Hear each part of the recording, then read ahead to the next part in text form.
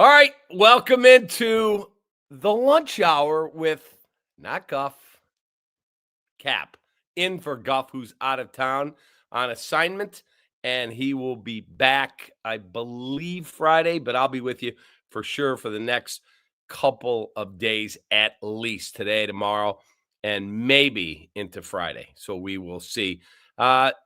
We have breaking news on Cody Bellinger. We'll get to that. We had news overnight on Luis Robert. We can get to that. And I'll answer anything. Plus, Ben Johnson and Ryan Poles spoke today, and they were effusive, especially the head coach, in their praise of Caleb Williams, and had a lot to say, injuries, all sorts of stuff. So we could start wherever anyone wants, but if you missed the news that broke about 10 minutes ago, Cody Bellinger and the Yankees have agreed on a 5-year, $162.5 million deal, opt-outs after years 2 and 3, and a no-trade clause. So we can forget about Cody Bellinger coming back to the Chicago Cubs. I think the Cubs were never as serious on him as they are on going out and adding more pitching. I think Zach Gallen is absolutely in play, and there's still trade opportunities that are out there as well. So let's get into some of your thoughts. Kyle is there, said, glad you're feeling better, Cap. Appreciate you. That's Phil Simms, the real Phil Simms. Hey, real Phil Simms, you've got to eat your words because Alex Bregman and Edward Cabrera and a bunch of relievers, and the Cubs are not done. Not done at all. So, and they'll keep money in reserve for the deadline because I think they are all in this year, knowing a labor stoppage might be coming. Kyle Slack 34, nice hoodie, Cap. Where did you get it? I actually got this from somebody on the Chicago Cubs coaching staff who's a buddy, and he's like, hey, they gave me a large and an XL. What do you wear? I said, large. He said, you can have it because he wanted the XL. So, yep, I love this hoodie. Absolutely. I've been wearing only Bears gear because it's obviously been the season and it's been craziness and super cool. I had to pivot and go with a little baseball. So thank you, Kyle. Clyde Norwood Jr. says, hello. Hi, Clyde. How are you, buddy? Nice to see you there. Thank you for supporting us on the rush hour. I'm in for Guff, but I wanted to say hi to our guy, Clyde. What up, Cap? What pick do the Bears have in the first round now that the season is over? They're picking 25th. 25. So there should be, whether it's a linebacker, whether it is some type of defensive lineman, or potentially an offensive lineman. I think those are the three things that would be in play. I'll be very surprised if they use a first or a second round pick on a wide receiver or on a running back. I don't see skill position players like that being used. Safety, maybe. They've got to get a hard-hitting safety to play alongside Kevin Byard, as long as they get him re-signed as well. I'll be surprised if they re-sign Jaquan Brisker. I will, because he's looking to get paid, and rightly so. Tommy Waddle said to me yesterday that Brisker was the best player on either roster Sunday night in that particular game. He was outstanding. 13 tackles. He was awesome. He was really active in the box. He was active in coverage, and he's an aggressive player. But he wants to get paid. He's getting out of his rookie deal, and I fully understand that. It just wouldn't be me that's going to pay him, period, because I don't trust his health. So let's see. Nathan Cameron, 833. It was clear to me from the jump that Tucker was a one and done. He never seemed to love Chicago, and that got reciprocated as the season went on. Just a place to go off and earn more elsewhere. I think when it started, people at Wrigley told me they already had a plan on how to get him re-signed. They were prepared to go to a certain level, certainly more than what he got now. They were absolutely talking in the hundreds. And then he reportedly broke his hand June 1st, had his best OPS month in June, and then he was horrible for July, August, September. Horrible. Absolutely awful. And he never seemed, I agree with you there, Nathan, they never seemed to be like all in on Chicago. He's just very vanilla. He's just not a leader type. He's a good baseball player. That's it. So I am not disappointed. And at one point, I wanted him back here, but no. Let's see. Noah Stevens. Hi, Cap. Do you think the Cubs will trade Matt Shaw for a great player like what they did for Alex Bregman? I don't know what you mean, like what they did for Alex Bregman. Alex Bregman, they signed as a free agent. I don't think they're trading Matt Shaw. I think they like Matt Shaw a lot. So I would be surprised if he got moved, unless you told me there was a huge deal out there and you got to give something to get something. But I would be surprised if Matt Shaw got moved at this late date. I'm having dinner tonight with my favorite person in the world. It's my son, the Brett man. I'll get to your comment in just a moment. But first, Sam Powers said, so happy that the White Sox traded Robert. Everyone from 2021 is gone. New era here on the South Side. Sam, that's all well and fine. Just understand, right now, as it's constructed, right now, that does not mean they can't make another deal or a signing. They have the worst outfield in Major League Baseball, and it's not particularly close. The worst. Tell me who's good on that outfield. Tell me. Brooks Baldwin? Kid Pereira? Andrew Benintendi? So I don't know where you're. That is a bad outfield. A horrible outfield, to be honest with you. So let's see what the next move to come. We're going to have Chris Getz in our studio on YouTube next week. Jed Hoyer's coming in as well to our studios. So we'll get a lot of insight from both those guys. But as we sit here today, and that's the only way we can judge it, the White Sox have the worst outfield in Major League Baseball. That's just a fact. Brett Kaplan, my son. Hey, Dad, the Cubs have to get a closer who could save games. Brett, man, we could talk about that at dinner tonight. He's right, but I don't think that's at the top of the Cubs or the White Sox priority list. I think they want to add another starter on the north side. I think they need to add 2 starters on the south side. And I think the Cubs will have a collection of relievers and then figure that part out like they did last year when Brad Keller emerged as the closer who came to camp on a minor league deal. And now he's with the Phillies for $30 million. So again, if you have that pitch lab and you believe in it, then find somebody with great stuff and see if you can turn them into your closer. Let's go to Lip Ripper. This is Guff's guy, the Lip Ripper. He loves the Lip Ripper. The Mets traded for a Band-Aid. Look, the Mets weren't going to get Cody Bellinger. The Mets were unable to get certain guys that they wanted to keep and pick up, and they couldn't get it done. And in the end, said, all right, we'll take a flyer on Luis Robert. The money means nothing to them because they have a huge payroll. They've been striking out a lot in free agency. And so when you look at what they're able to do with Robert, if he's healthy, he's a talented cat. And I don't think they gave up a particularly big haul back to the White Sox. Young infielder, young pitcher, lottery tickets. We'll see how those turn out. Thank you, Lip Ripper. Clyde Norwood. I'm a fan of the Recap podcast. I seriously hope you're at my wedding at Hooters in Portage, Indiana with Ryan McGuffey supervising and my girlfriend and my family there. I don't know the date of that, Clyde, but I think it's super cool that you're going to have Ryan McGuffey as the officiant at your wedding. So congratulations to you and your fiance. I think that is super, super cool. Let's see. We got so many comments here. Cap, you're the advisor to polls. Trade or sign Crosby, Hendrickson, maybe Garrett. Stay warm. Myles Garrett's not getting moved. I don't believe. I do not think he's getting traded. And his salary, he's now north of 30. Great pass rusher, no question. His salary's, I think, $40 million. That would be very tough to manage your salary cap, putting that type of a payment on your balance sheet. That would be really, really tough. I got to know the health on Trey Hendrickson. He's had 2 17.5 sack seasons. He's a beast. He was also out a lot of this year with a back injury.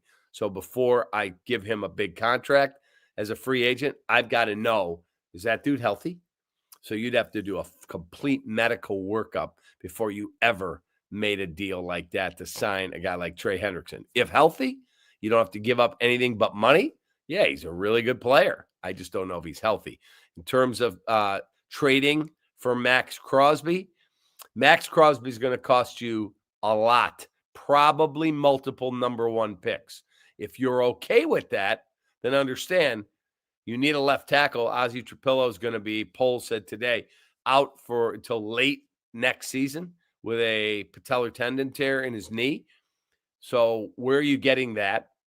If you don't have number ones for the next 2 years, I don't know where you're finding a left tackle. And you're going to have to pay Darnell Wright. So that means somebody's going to have to go away after next year because you can't pay everybody. So I don't know how you're going to make that work if you're trading number one picks, which are like gold in the National Football League. And I love them. In and of itself, the 25th pick this year, and let's assume the Bears are in the 20s next year, that sounds like a pretty fair deal to go get him. You just got to tell me how the rest of it's going to shake out, because you need a hard-hitting in-the-box safety. You got to get Kevin Byard re-signed. You've got to get at least one linebacker, and if you move on from Tremaine Edmonds, that's probably two linebackers because Noah Sewell's coming off Achilles. You have a broken bone in the leg for TJ Edwards, and you're going to get rid of Edmonds. That means you have no linebackers other than DeMarco Jackson, and I believe he's a free agent. So you've got a lot that has to get done. Ryan Poles is going to be one busy dude. Let's try and get more of these in here. Cap, I am just not tuned into Dodgers media like I am Cubs media. Or did the Tucker signing not create the kind of waves the Bregman signing did?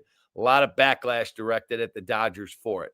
The reason that is, Nathan, is because there are several teams reportedly now saying when they saw that contract, $60 million a year with the payroll they already have, that there's 100% going to be a labor stoppage because teams can't compete. $60 million for one guy. You are talking about just with that deal, they probably are going to match Oakland, maybe Pittsburgh. Some of these teams, they'll at least be 2/3 of their total payroll. You can't compete in a sport like that. You just can't. That's why the NFL is so awesome, because everybody has the same salary cap. I think there's going to be a messy labor situation. Sad, but I think that is absolutely what it's going to be. Let's see. Lip Ripper, who you keeping if it comes down to Bird to who? Brisker or Byard, I think he's trying to say there.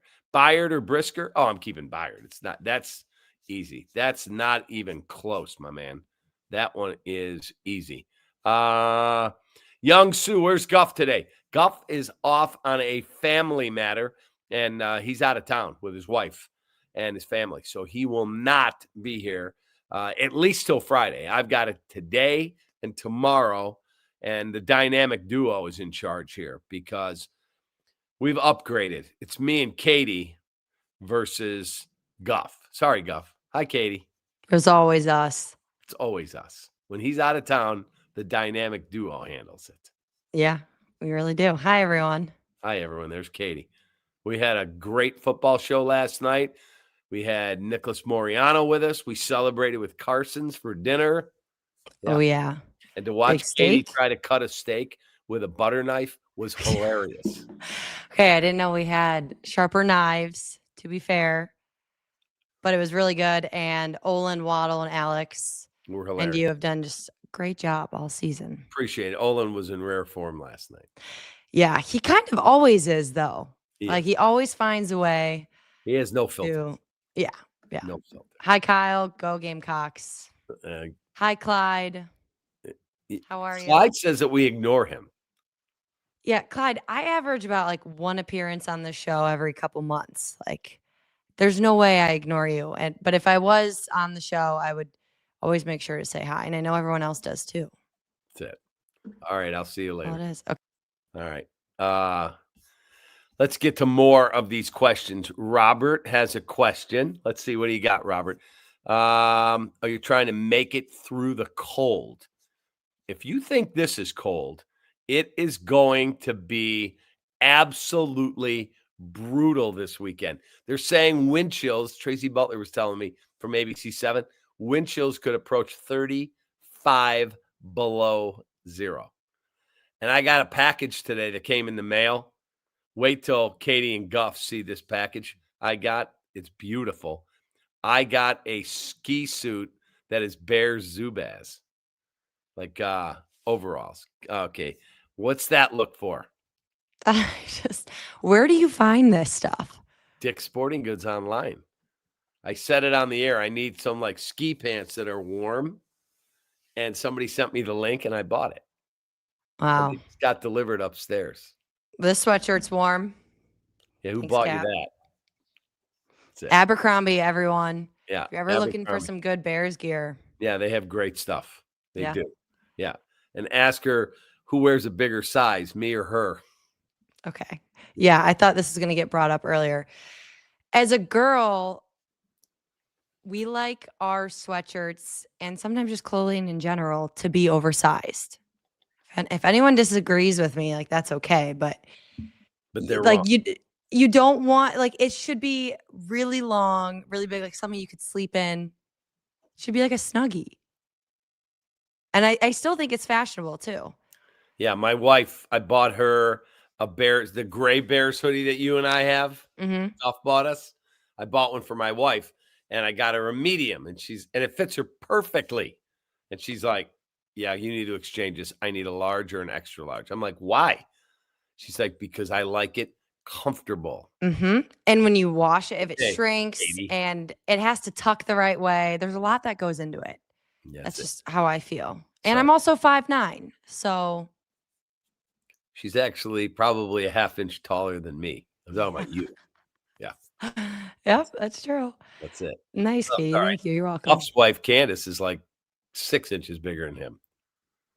Yeah, well, tall girls rule the world. That's it. All right. See you later. Let's go back to questions. What do we got here? Have to make sacrifices certain players to address other needs. It's your time now, Poles. Let's go. Yeah, he's got his hands full. He does. It's going to be really, really difficult to keep everyone you want. Reginald Banks says Edmonds ain't going anywhere. Reginald, I will beg to differ with you. Pull up what his contract is. You can Google it, find it on Spot Track. He makes $17 million. $17 million. And I believe he's got like a $2 million dead cap hit. That's a $15 million savings. $15 million on a team that is starved for cap space. I'm just telling you, that's exactly what this is. They have got to make some moves because over the next 2 seasons, the Chicago Bears window to win a Super Bowl with Caleb on a rookie deal is wide open over the next 2 seasons. Then they'll have Caleb kick up on his 5th-year option, and they'll have to extend him. When he gets an extension, if he keeps playing at the level that he is, Caleb Williams' extension will be somewhere around $325 to $350 million. Just a fact. He's going to get a 5-year deal. Dak Prescott right now is making $60 million a year. Jordan Love's making 55. By the time in 2 more years, with the cap going up, Caleb is going to be near the top of the market, and he is going to get paid north of $60 million a year. That's just a fact. It is what it is. So you better win over the next 2, no more than 3 seasons to justify the expenditure. It is what it is. By the way, Katie's editing something that's going to go up on our social channels a little later. Ben Johnson and Ryan Poles spoke to the media today. We carried it live on ESPN 1000. Might play a couple cuts in the rush hour this afternoon, but he was effusive in his praise of how awesome he thinks Caleb Williams is going to be. And I'm here to tell you right now, mark this tape. You can record it, do whatever you want. Caleb Williams going into or coming out of the 2026 season, so next season, will be the best quarterback in the NFC. That's a fact. I'm not going to put him in Josh Allen's category, a healthy Patrick Mahomes. Those guys have accomplished a lot. He is the best quarterback in the NFC after next season. I truly believe that. I don't know who you would put ahead. He's better than Jordan Love. He's better than J.J. McCarthy, and he's better than Jared Goff. So he's the best in your division. Out east, he's a better player than Jalen Hurts because Jalen Hurts won a Super Bowl with an elite defense and an elite running game and an elite offensive line and great receivers. He's okay. He's fine. He's better than Dak Prescott. He's better than Jaden Daniels, and he's better than Jackson Dart. So he's better than everyone in the East. And go out west, Matt Stafford is about done. He was terrible the other night, and he's late 30s. He's about done. He's better than Sam Darnold. He's better than Brock Purdy. He's better than Kyler Murray. And go to the South, and who you telling me is better than him? Bryce Young? No, not a shot. Baker Mayfield? Absolutely not. Michael Penix Jr. and Kirk Cousins? Absolutely not. He's the best quarterback in the NFC. Mark it down. Remember, I told you that first. Let's see what we've got here. Jimbo says, Cap, what did you think of the freaking salary dump by Jerry? He has to go. What a crappy blankety blank owner. Okay. They needed to move on from Luis Robert because his time had run out here. He had. Wildly talented, never healthy, always has some kind of an ailment, and it was done. But now you got to take that savings and you have to go out and add somebody, and that's my fear. When you look at the White Sox outfield, it's the worst outfield in baseball. Give me one that's worse. Tell me an outfield that is worse than what the White Sox currently have, not what they might have when the season starts today, right now. Some dude Pereira, who I have no idea if he can play at all. Andrew Benintendi, Brooks Baldwin. I mean, who do they really have? Nobody. That's embarrassing.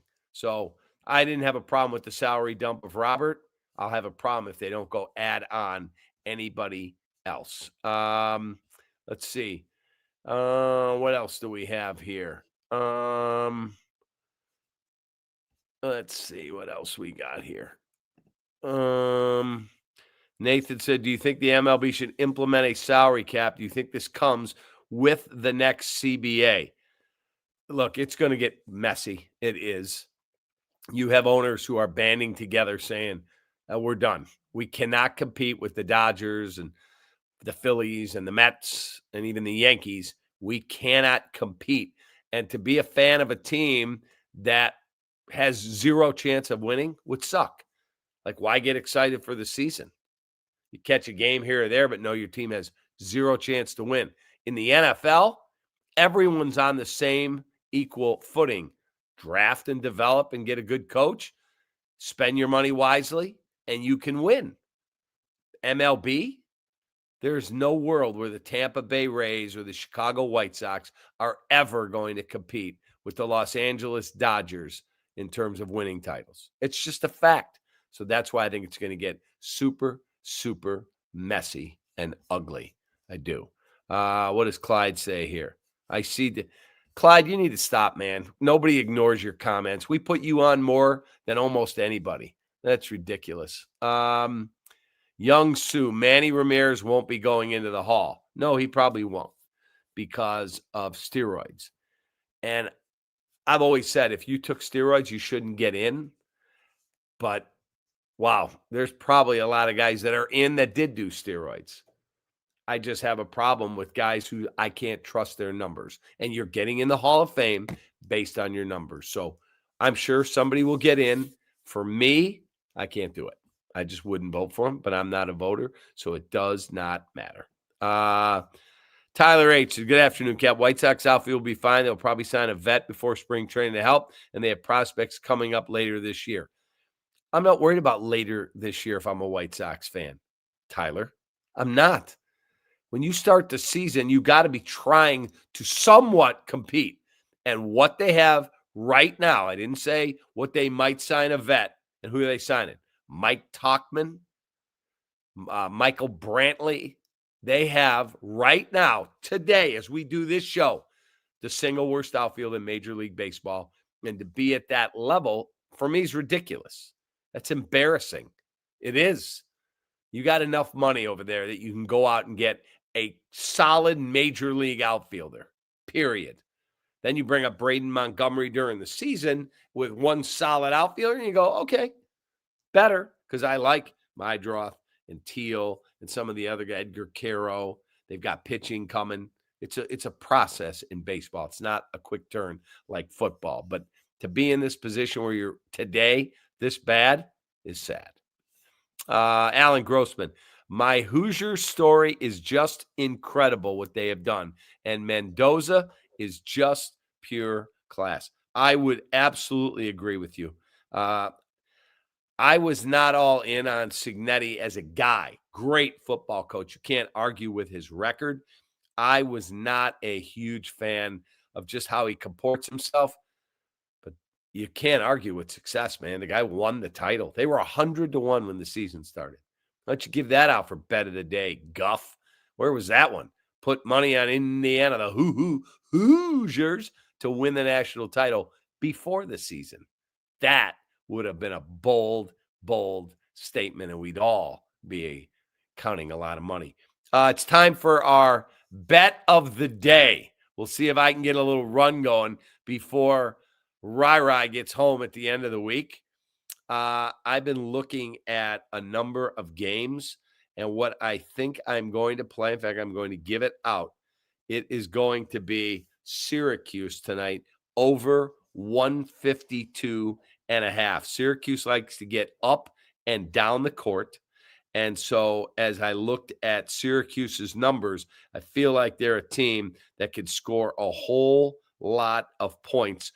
Syracuse is at home. Virginia Tech's coming in. So 152.5, we're going over. And we'll see how we do tomorrow. We'll look back and see if I'm 1-0. Guff has been good. Guff has been very hot.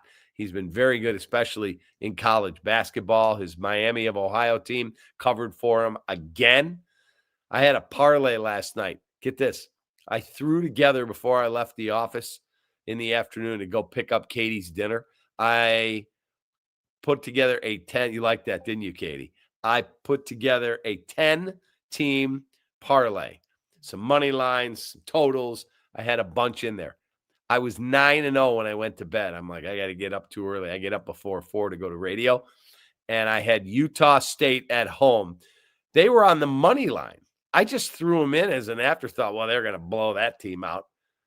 I was 9-0, and Utah State got upset at home. I was so mad with myself for wasting my time on a late game I wasn't even going to stay up to watch. So anyway, 9-1, pretty good night, but didn't hit the big parlay that I was hoping to hit. Again, Syracuse over 152.5. Let's get, we'll take 2 more and then we'll get out of here.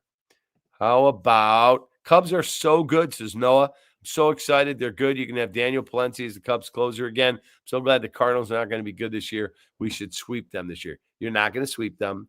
Nobody sweeps an entire season series from a team.